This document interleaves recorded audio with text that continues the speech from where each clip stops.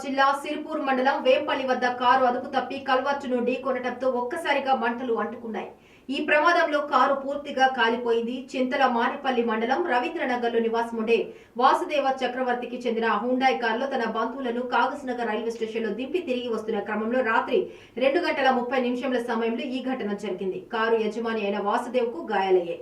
Driver సంజుకు గాయాలు కాలేదు. స్థానికులు అందించిన సమాచారంతో పోలీసులు, ఫైర్ సిబ్బంది మంటలు ఆర్పారు.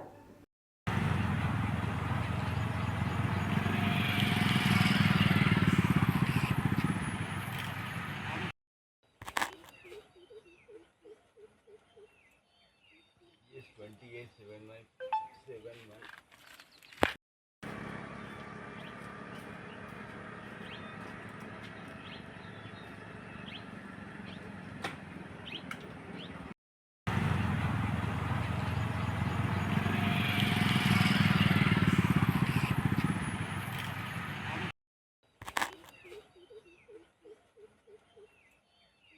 Yes, 2879.